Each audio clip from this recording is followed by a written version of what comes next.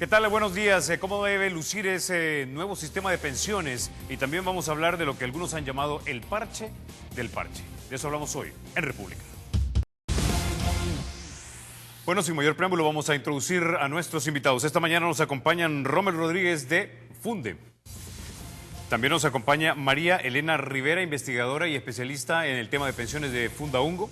Y también nos acompaña Óscar Campos, abogado y miembro de Iniciativa Social para la Democracia. Como siempre, bienvenidos a República. Bueno, quizá quisiera empezar contigo, Óscar, hablando acerca de esta reforma que se le hizo a la ley del fideicomiso, algo que uno de los más expertos y respetados economistas en este país le llamó parche del parche, el doctor Héctor Dada.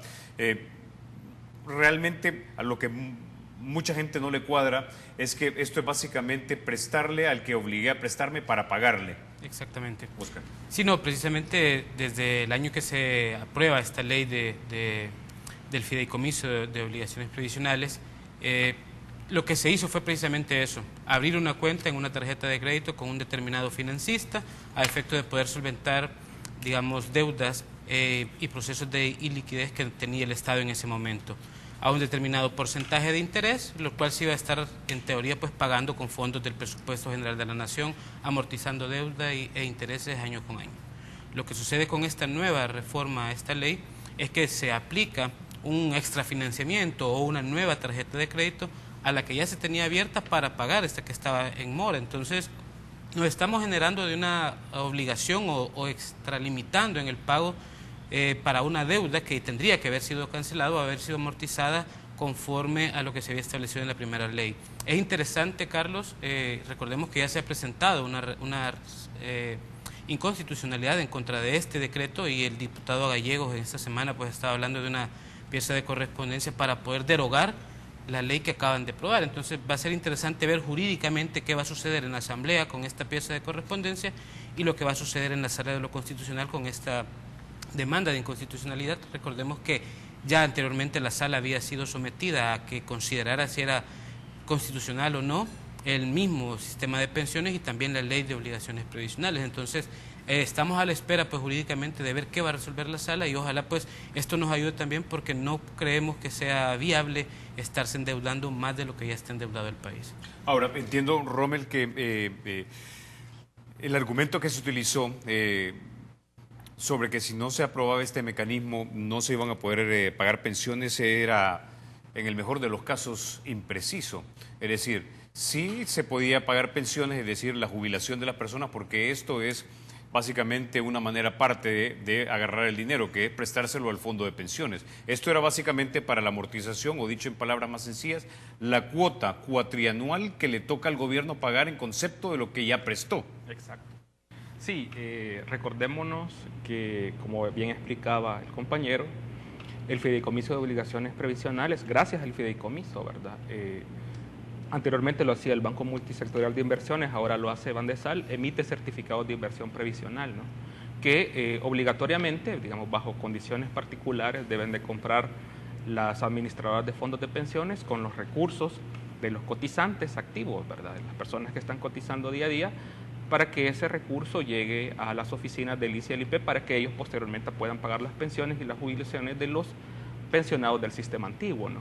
Entonces, al gobierno le corresponde en el presupuesto general de la Nación incorporar cada año, ¿verdad?, que se aprueba el presupuesto, la amortización a ese fideicomiso, ¿no?, que es el recurso, digamos, que corresponde. Es decir, el pago de esa cuota por lo que te presté, que se paga 4 veces al año, ¿no? Exacto. Se paga trimestralmente, efectivamente. Entonces, el monto para este año, de año 2016, fue aprobado fue $106 millones. Entonces era insuficiente porque en esa oportunidad las estimaciones eran de $170 millones. Entonces ahí fue la preocupación del gobierno en el sentido de que se aprobó el presupuesto del año pasado, ¿no? El presupuesto votado del año 2016 que se aprobó el año pasado, ya mirábamos nosotros que estaba ese desfinanciamiento. Entonces el ministro ha destacado, él ha expresado de que él confió, digamos, que iba a haber una reforma del sistema de pensiones, ¿verdad? Y que, por tanto, ese recurso iba a ser suficiente para amortizar. Pero vimos que no se dio esa reforma. Y lo otro elemento muy importante pero hay que verlo también detenidamente, es que la resolución de la Sala de lo Constitucional también permitió el incremento de las tasas de interés, ¿no? Entonces eso también ha tenido un impacto porque ahora el gobierno tiene que amortizar un poco más. Ahora, no hay que cometer el mismo error dos veces, ¿no? Entonces, para este proyecto de presupuesto para el próximo año 2017, ¿verdad? Estamos viendo que de nueva cuenta el gobierno no va a amortizar con recursos propios, ¿verdad? Sino que ahora se ha creado esta figura jurídica a través del cual certificados de inversión previsional nuevos que se van a emitir van a servir para amortizar certificados de inversión previsional viejos, lo cual no es correcto, ¿verdad? Ahora, lo cual no es adecuado. Tengo entendido que en el proyecto del presupuesto 2017 no hay ninguna asignación de dinero para pagar esas 4 cuotas a los fondos de pensiones. Efectivamente, Carlos, y no hay precisamente porque con este parche del parche, como bien dices tú que destacó el doctor Dada, el gobierno, digamos así, se libera, digamos, de amortizar con recursos del erario público o del Fondo General, digamos, al fideicomiso de obligaciones previsionales. Entonces, este es un tema muy sensible, ¿verdad?, que debe de estar en la mente de todos y todas los cotizantes activos, ¿no? Es decir, básicamente, así para resumir y que lo entienda mucha gente, es que al aprobar esta reforma no tengo que destinar dinero contante y sonante para pagar esas 4 cuotas del año, sino que te voy a pedir prestado a vos para pagarte esas 4 cuotas. Sí. Eso es, ¿no? Y también tenemos el riesgo, digamos, a mediano plazo de que por la misma lógica de utilizar certificados de inversión previsional nuevos para amortizar certificados de inversión previsional viejos, alcancemos el límite que está establecido en la Constitución, que es el 45% del fondo, ¿verdad? Entonces, eso también supondría, no sabemos cómo lo procesará nuestro sistema político, pero acá es muy probable que de nueva cuenta, pongamos, en marzo de 2012 teníamos el límite del 30%, lo pasamos a 45% y después... O sea, podemos ir subiendo el techo de lo que le podemos prestar y al a este fondo. Lo que vamos a tener es un fondo, digamos, que no tiene la liquidez suficiente para pagar las pensiones, sino que lo que vamos a tener es papeles, ¿no? Lo cual no nos sirve, ¿no? Ok, bueno, hablamos entonces ya del parche, hablemos entonces ahora del parche, María Elena, porque también el doctor Héctor Dada mencionaba hace un par de meses aquí en República que lo que tenemos es de facto un sistema espurio de reparto ya, es decir que básicamente le estamos pagando a los pensionados con dinero de otra gente que está trabajando, lo mismo que hacíamos antes. Exacto, pero ¿cuáles son las implicaciones? Precisamente el sistema, ¿verdad? El diseño original del sistema de capitalización individual implicaba una cuenta individual de ahorro para pensiones a la que cada gente deposita su dinero y de esa le pagan su pensión. Sin embargo, con este mecanismo que se crea del fideicomiso de obligaciones previsionales, de estas cuentas de ahorros individuales, de ese dinero que está en esas cuentas deben de adquirirse por obligación estos certificados de inversión previsional y este dinero es el que está sirviendo para pagar a los pensionados del sistema anterior, ¿verdad? Es decir, con dinero precisamente los cotizantes actuales pago a los pensionados del sistema anterior. Pero, ¿qué sucede? ¿Qué implicaciones tiene esto para los cotizantes actuales? En primer lugar, hay una alta concentración de la cartera de inversiones en un solo tipo de certificados, que son los certificados de inversión previsional.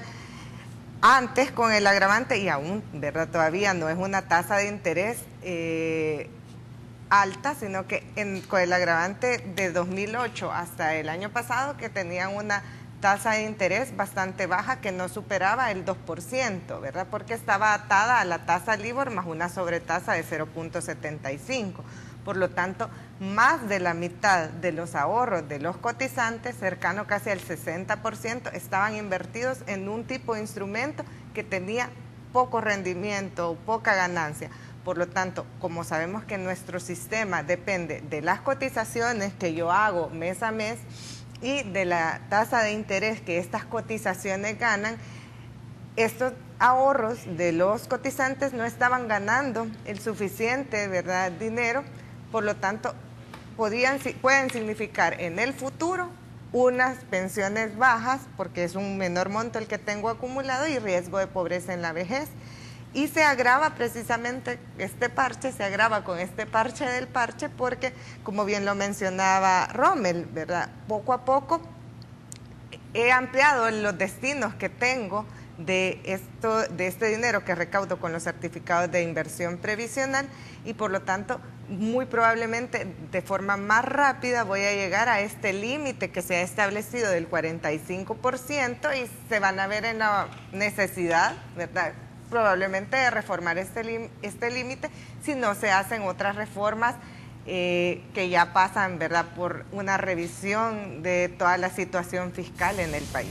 Entonces, María Elena, básicamente esto que me acabas de decir cae sobre la gran categoría de la rentabilidad. Si todo mi dinero está en unas determinadas bonos o acciones que pagan muy bajo, básicamente no voy a tener un retorno de inversión que sea lo suficientemente alto para que tenga una pensión grande y duradera. Exacto. ¿Es así? Exactamente, eso, y aparte la concentración de mi dinero en un solo tipo de instrumento y de toda la cartera, ¿verdad?, en un solo tipo de instrumento, aumenta el riesgo de esa cartera, porque hay un principio en finanzas que dice que no hay que poner todos los huevos en una misma canasta, porque si esa canasta, ¿verdad?, se accidenta, pierdo todos los huevos. Y en este caso tenemos casi el 60% en certificados de inversión previsional, pero más del 80% solo en deuda pública. Por lo tanto, tenemos una cartera altamente concentrada y, por tanto, con un mayor riesgo no sistemático.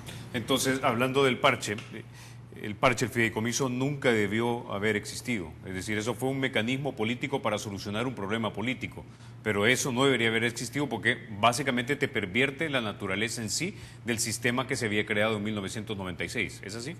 Desvirtúa precisamente el principio de capitalización individual, ¿verdad?, sobre que es el diseño original de este sistema, y adquiere deuda a largo plazo para pagar gastos corrientes, ¿verdad? Entonces, eso no, idealmente no debería de hacerse. Sin embargo, sí, ¿verdad?, responde a la necesidad del pago de las pensiones, pero las que ya se ha señalado que deberían de buscarse otras formas de financiarse para no seguirse endeudando para el pago de esto que constituye un gasto corriente para el gobierno.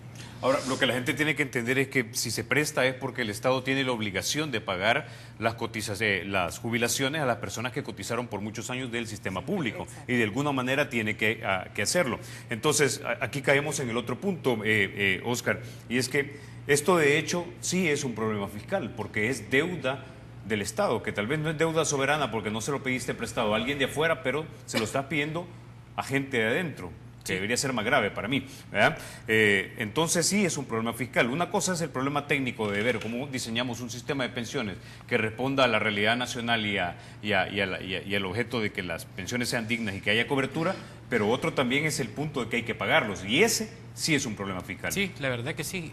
Hay una relación muy cercana, muy intrínseca entre el tema del derecho previsional como un derecho humano que debe de ser satisfacido por el Estado, obviamente, y máxime aquellas personas que ya habían cotizado y que habían alcanzado sus edades para jubilarse, etcétera, en el sistema anterior. Esa es una obligación del Estado que es inherente al ser humano y es obligación del Estado mismo, independientemente de qué partido político lo gobierne, debía de haberse cumplido siempre. Lastimosamente hay una carga tributaria, o se aumenta la carga fiscal al momento de comenzar a hacer el uso de este tipo de fondos, ya que si no se tenía en ese momento la disponibilidad, se tuvieron que haber llegado a acuerdos fiscales, reformar de manera fiscal integral el tema de las tributaciones, por ejemplo, el ingreso público, reducción del gasto corriente, es decir, buscar algunas medidas que en ese determinado momento hubiesen podido hacer frente al cumplimiento de la obligación del pago de estas pensiones. Sin embargo, el mecanismo más fácil fue buscar un sistema de financiamiento donde hubiera dinero fresco, y efectivamente el fondo de pensiones era esa oportunidad.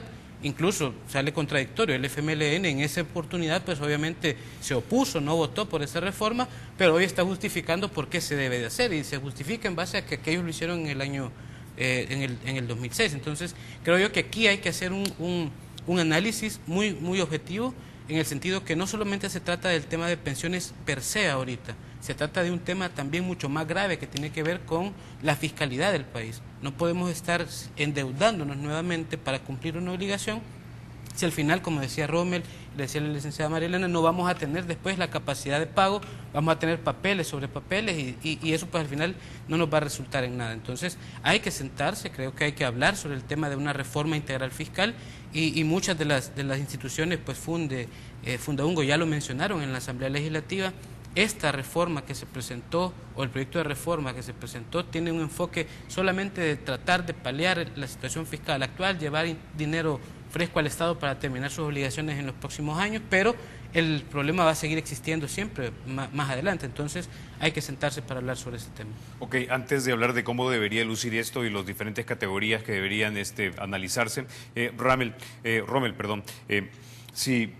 si ya hemos dejado sentado que el problema de pensiones también tiene un ángulo fiscal, y tomando en cuenta que en noviembre, si mal no recuerdo, se ajustan los números de deuda versus Producto Interno Bruto, y algunos dicen que va a llegar al 72%, no sé si esto incluye ya la deuda de pensiones, ¿hasta cuánto porcentaje del Producto Interno Bruto se puede endeudar un país como el nuestro, primero?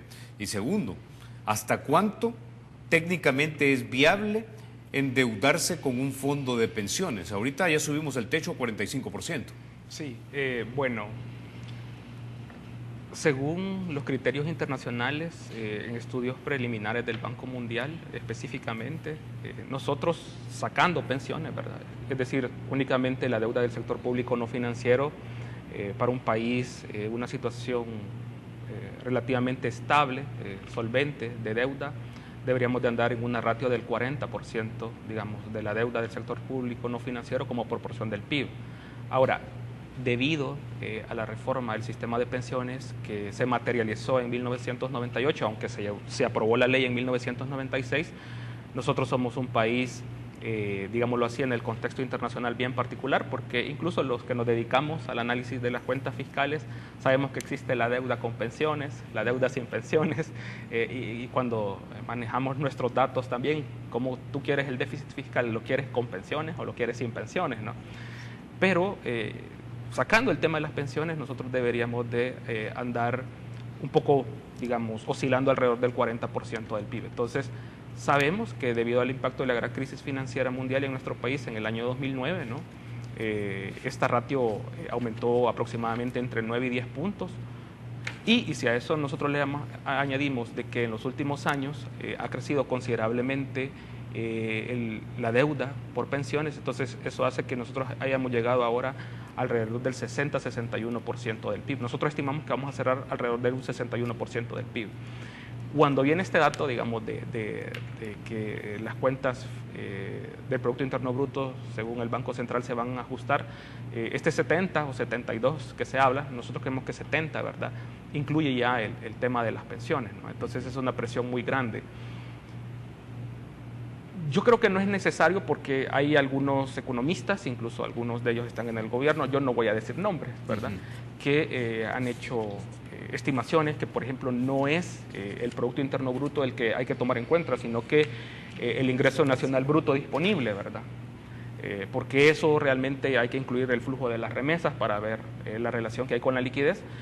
Pero ¿para qué vamos a ir más lejos, Carlos o compañeros? Sí, estamos teniendo una situación complicada ahorita, ¿verdad? O sea, los modelos podrán decir muchas cosas, ¿verdad? Y está bien que se operativicen, ¿verdad?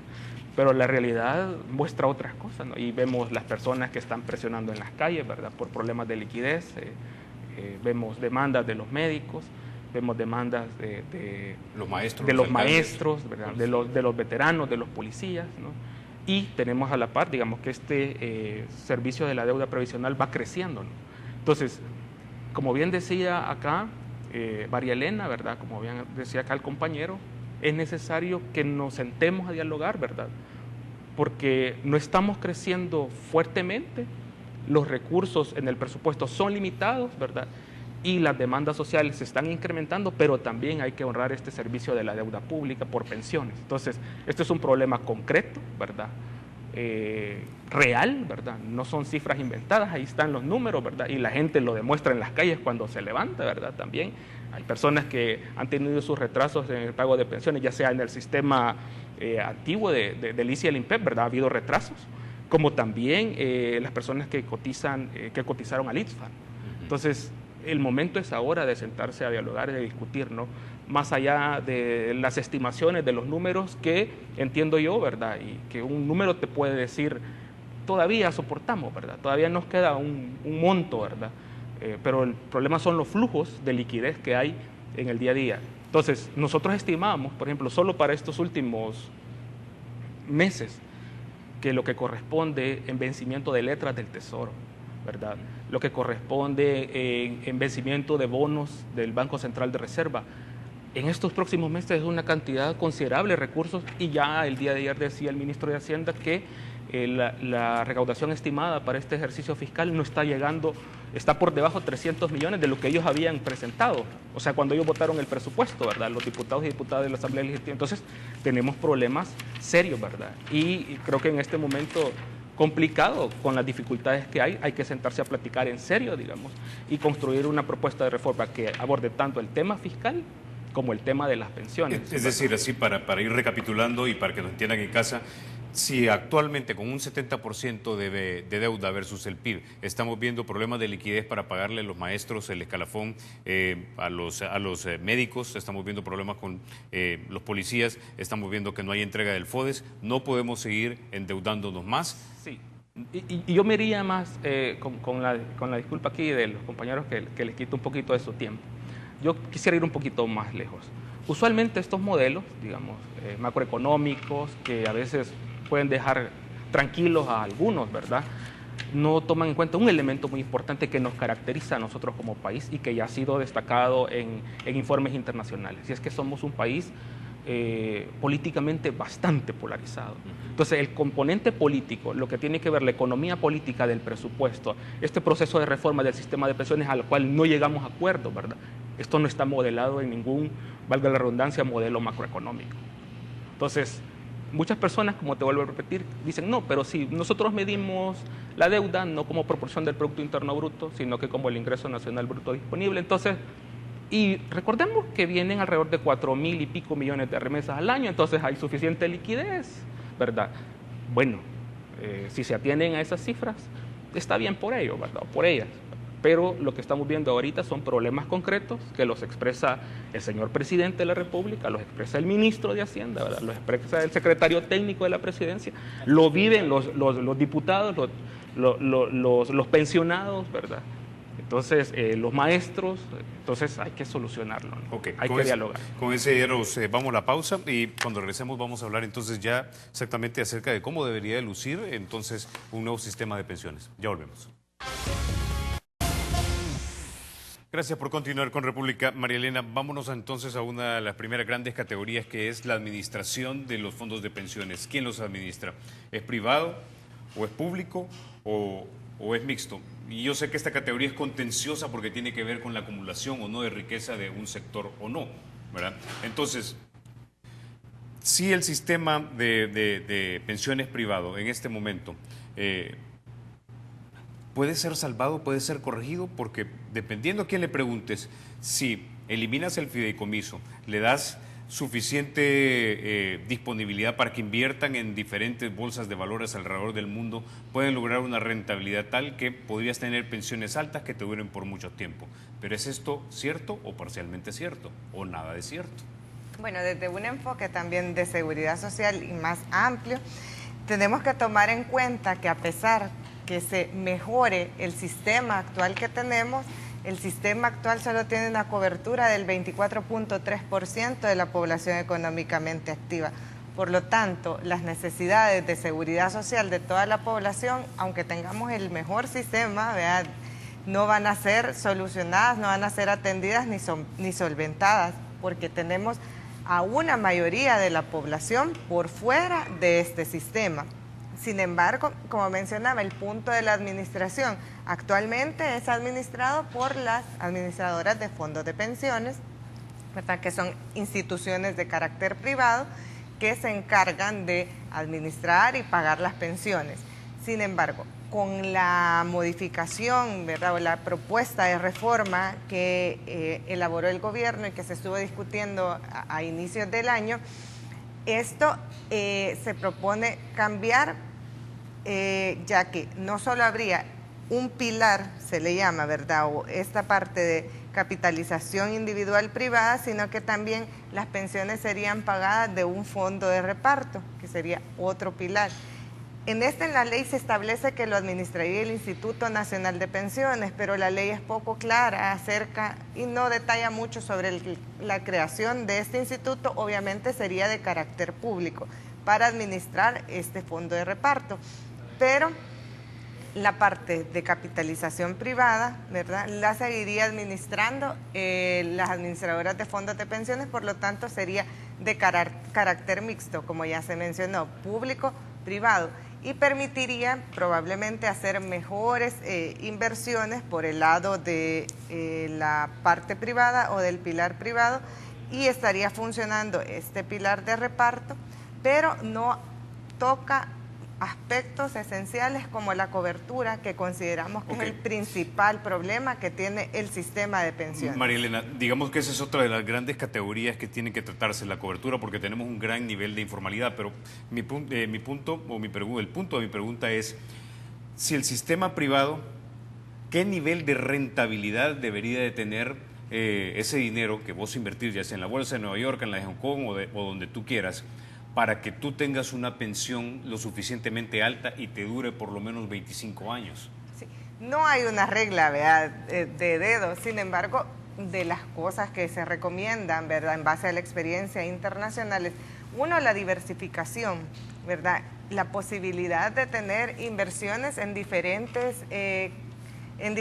tipos de instrumentos que permitan paliar el riesgo no sistemático, es decir, el riesgo que no viene por la economía, sino que en sí de la cartera, para que en el caso de una bajada de algún instrumento no se vea afectado de una manera muy grave. Por lo tanto, la diversificación es un principio muy importante para las inversiones de esta cartera. Y sí se han hecho estimaciones, ¿verdad?, que por cada punto de interés que aumenta la rentabilidad, esta es como una situación hipotética, ¿verdad?, en una historial de cotización perfecta, mi pensión puede aumentar en aproximadamente 25% al final de la vida laboral. Entonces, si bien no hay una regla de tanto tiene que ser la tasa de interés, pero esto nos da una idea de la importancia que tiene cada punto porcentual de interés, ya que puede significar un aumento en mi pensión de 25%, dada una historia de vida laboral de cotización durante todo este periodo, ¿verdad? Entonces, tiene una participación bastante importante, no solo las cotizaciones que yo hago, sino la tasa de interés, el monto que voy a recibir y que me va a garantizar una pensión digna y que me permita no caer en pobreza. Ahora, aquí estamos hablando de circunstancias, digamos, idóneas o ideales, donde tuvieras, digamos, un fondo en la bolsa de valores o de acciones que te están rindiendo, ¿qué? ¿8, 9, 10%, 11%? Sí, bueno, según estimaciones que habían hecho el sector privado empresarial, ¿verdad?, para ser más claro, ellos esperarían que hubiera unas tasas que anduvieran alrededor del 9, 11, 12%, pero en este contexto internacional, después especialmente de la crisis financiera mundial, y por cierto, es algo que se va a abordar en un congreso en Chile en las próximas semanas, ¿verdad?, el tema de los fondos de pensiones en un mundo con tasas bajas de interés, ¿verdad? Ahorita las tasas son bastante bajas, entonces eso también es un tema que impacta. Yo creo que es importante que la población sepa que tanto el sistema que propone el gobierno, ¿verdad?, como el sistema actual, tienen sus debilidades, es decir, hay un trade-off, digamos, no se puede tener todo al mismo tiempo. Los sistemas privados de pensiones, un elemento que les impacta mucho son los choques externos, ¿verdad?, y las tasas de interés internacionales, ¿no? Es un elemento que ha sido destacado incluso por premios Nobel como Joseph Stiglitz, y eso afecta, digamos, la rentabilidad del fondo. Pero también los sistemas de reparto, ¿verdad?, públicos o mixtos, están expuestos al aspecto, digamos, de el cambio demográfico, ¿no? En la medida de que se dice, bueno, los sistemas de reparto, las personas, por el criterio de solidaridad, por el principio de solidaridad, para ser más preciso, las personas que nosotros ahorita en el presente estamos pagando las jubilaciones de nuestros ancianos, de nuestros padres, y en el futuro, digamos, los jóvenes, ¿verdad?, o los niños que ahora cuando lleguen en su vida laboral van a pagar nuestras jubilaciones. Eso va a depender también de la capacidad que tengan ellos de incorporarse en el mercado laboral. Y si tenemos un problema en el mercado laboral de que cada vez menos jóvenes pueden incorporarse, entonces vamos a tener un problema también de sostenibilidad, incluso en un sistema público de reparto. Okay, ¿no? Rommel, déjame detenerte entonces para entenderte bien, antes de que pasemos al otro gran sistema que es el mixto o el público. Entonces, en un mundo ideal donde no tuviéramos el entorno económico que tenemos, tendríamos que tener, digamos, retorno de inversión de aproximadamente 10-11%. Sí, pero eso en este mundo no es posible, por lo menos en este momento. No. Lo que quiere decir que el sistema privado de pensiones no necesariamente tampoco es la solución a nuestros problemas. Sí, el principal problema que tiene el sistema de pensiones, a nuestro juicio, ¿verdad?, es, como bien decía María Elena, el tema de la baja cobertura que tiene, ¿verdad? Tan solamente un salvadoreño de cada 4, digamos, de la población económicamente activa está cotizando activamente en el sistema de pensiones. Y otro elemento muy importante es que no genera pensiones dignas, ¿verdad? O lo que se conoce con el nombre de la suficiencia de las pensiones. ¿Y por qué no se genera? Precisamente porque esta tasa de interés es baja, ¿no? De ahí viene el tercero, que para el gobierno es el primero, ¿verdad?, que es el tema de la insostenibilidad financiera, que tiene un impacto en las finanzas públicas. Entonces ves el orden que es diferente. Lo que es prioridad para el gobierno ahorita por sus problemas de liquidez y de caja, ¿verdad?, no es, digamos, la prioridad para las personas que están cotizando y que quieren una pensión digna, ¿no?, ¿verdad? Por eso es que esta propuesta de reforma que se ha presentado y se presentó a principios de este año ve solamente el tema estrictamente fiscal, no el tema de la cobertura, ni mucho menos el tema de la suficiencia de la pensión. Ahora, dime. Y ahí solo para agregar tu pregunta sobre un sistema mixto, un sistema público, un sistema privado, creo que si nos vamos a la experiencia internacional también en Chile, un sistema mixto donde hay grandes, digamos, capacidades fiscales o tienen grandes ingresos fiscales, el patrimonio del fondo de pensiones es sumamente alto, está muy limpio, muy sano. Desde que se implementó la reforma se tomaron algunas medidas económicas para no tomar dinero, precisamente lo que se hizo acá con el fideicomiso, pero tenés de 10 millones de cotizantes en el sistema chileno, alrededor del 15, el 20% están saliendo a las calles a protestar precisamente porque la pensión no es digna. Entonces, no es que sea tal vez el ejemplo a seguir o que debamos de tomarlo en consideración, pero si hay un sector, por muy mínimo que sea, que está inconforme, entonces necesita saber o necesitamos entrar a conocer por qué se está dando esa inconformidad y tratar de evitarla acá en un futuro. El sistema puede ser, lo decía la licenciada María Elena en una plática que teníamos entre semana, actualmente la administración del sistema de capitalización individual está en un duopolio, 2 AFP, después de que eran 4 o 5, no recuerdo. ¿Qué grado de transparencia, le pregunto yo, tienen estas administradoras de fondos de pensiones sobre la tasa de rentabilidad que le genera la inversión a cada ciudadano? Yo creo, por lo menos yo no sé si mis pensiones están generándome un 5, un 1, un 3%, o si son solamente 2 centavos los que al año estoy recibiendo de rentabilidad. Entonces creo que también por ahí va el tema de la administración, hacerlo un poco más transparente también, y esto sería aplicable tanto fuera mixto, fuera público o sea privado. Ok, con eso llevamos a la pausa. Cuando regresemos hablamos del sistema mixto y el sistema de reparto y si eso aplicaría para nosotros o no. Ya volvemos.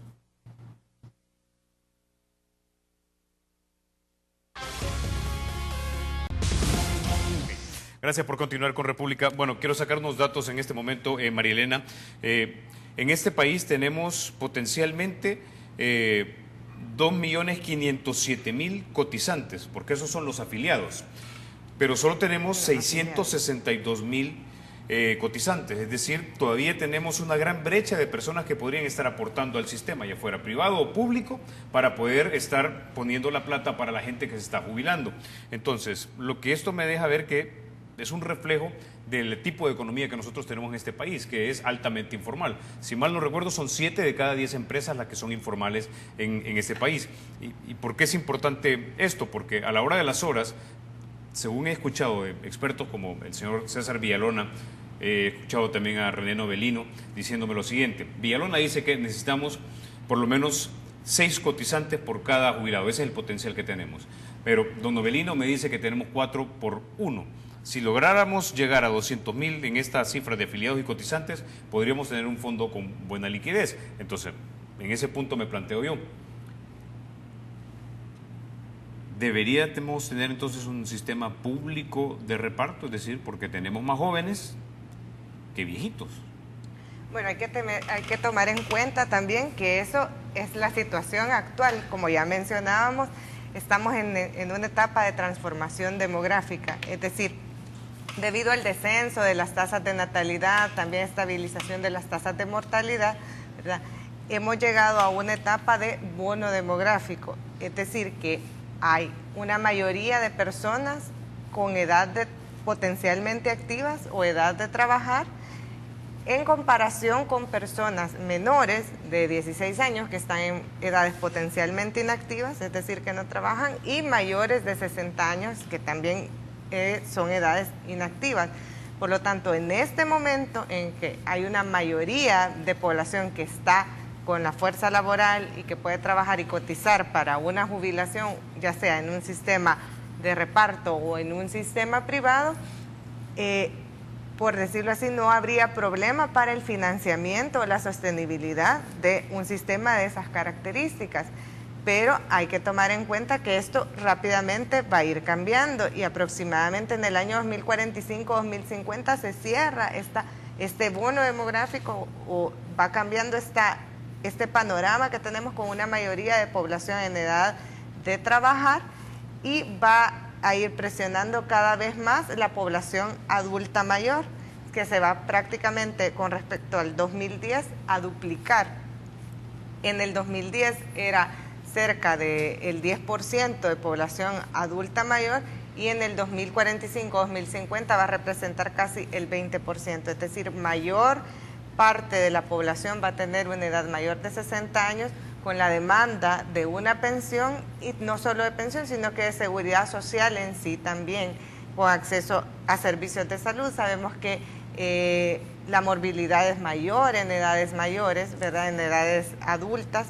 Por lo tanto, un cambio, ¿verdad?, de sistema o de administración del sistema no es la única respuesta para la sostenibilidad de seguridad social en el país. Debe también tocarse los parámetros, ¿verdad?, que es lo que mencionábamos, que mucha gente no quiere abordar, ¿verdad?, sobre todo puede tener altos costos políticos, pero sí es necesario revisar los parámetros que implican el tiempo de cotización, implican la edad, ¿verdad?, pero también no solo en detrimento de las condiciones que puede tener favorables una edad joven de retiro, sino también a favor de las condiciones actuales del mercado laboral. Podrían flexibilizarse algunas de las condiciones que el sistema actual de pensiones está imponiendo.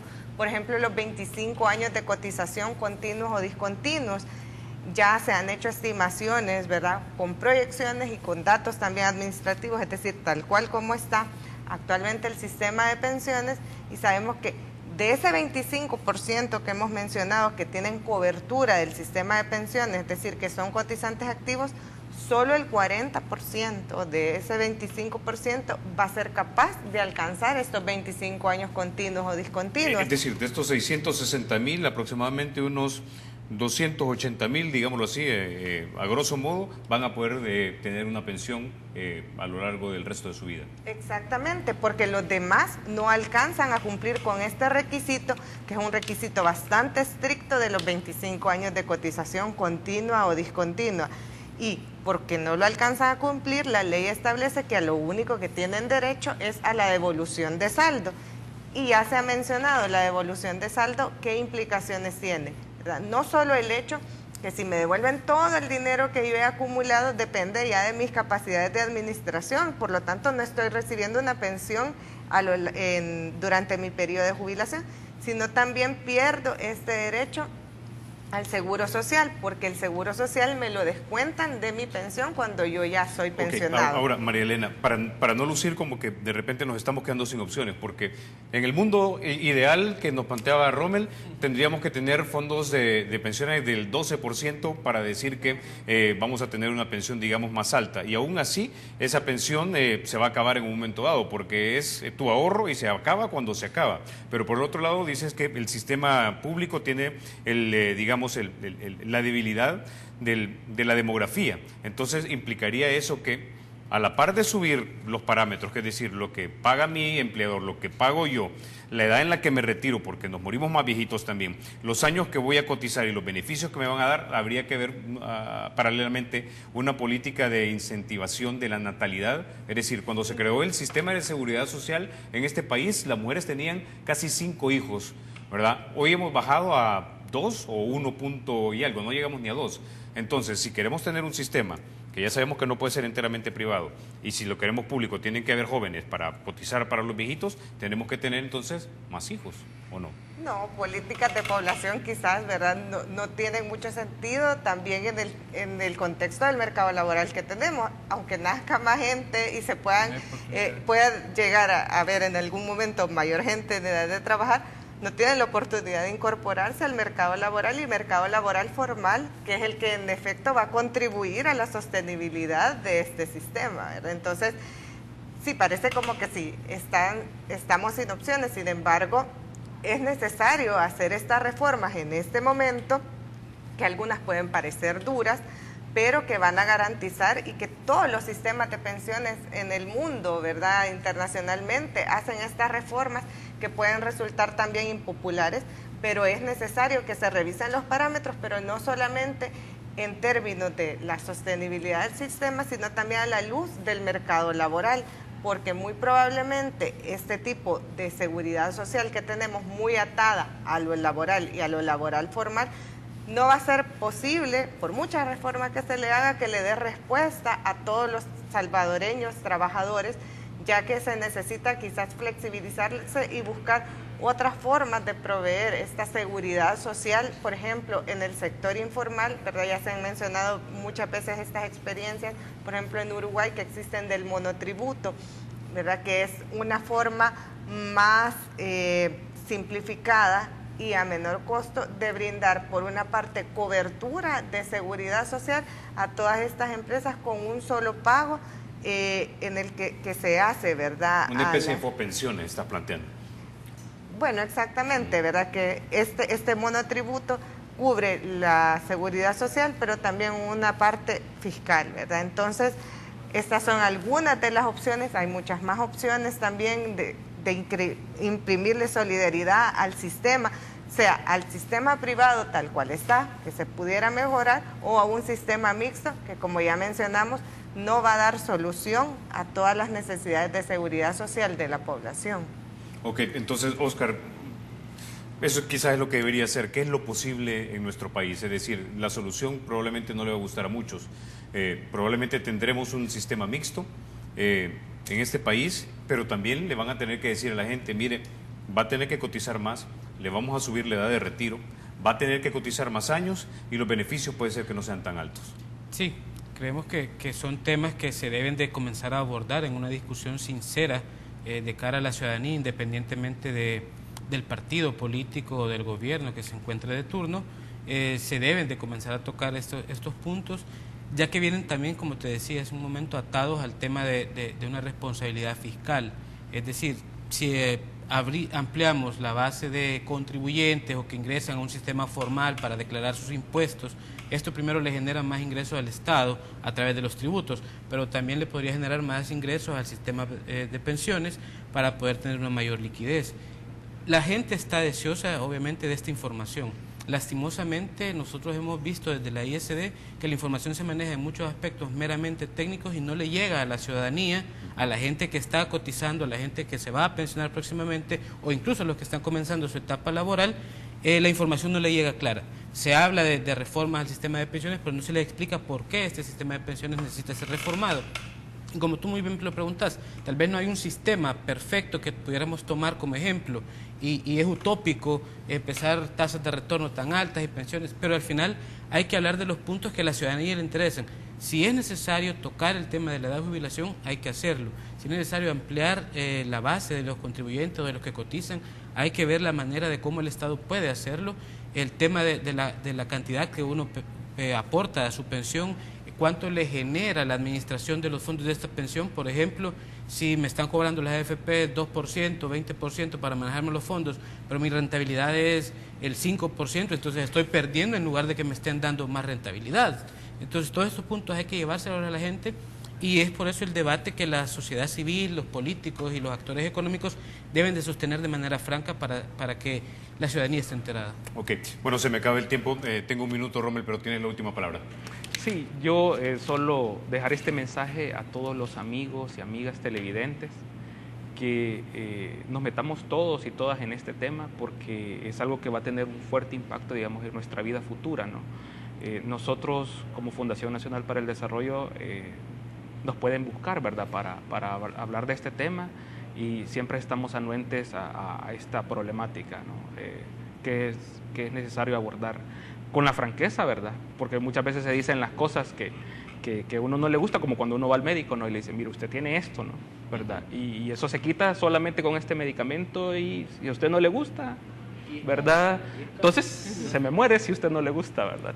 Entonces lo mismo pasa con este tema de las pensiones. Bueno, Rommel, María Elena, Oscar, muchísimas gracias por haber estado esta mañana aquí en República discutiendo este tema. Muchísimas gracias. Muchas gracias por la invitación. Ustedes, amigos, se quedan con la emisión matutina de Teleprensa con Rafa García y Mayela Mena. Soy Carlos Toledo, gracias por vernos. Recuerden, la República es de todos y hay que cuidarla.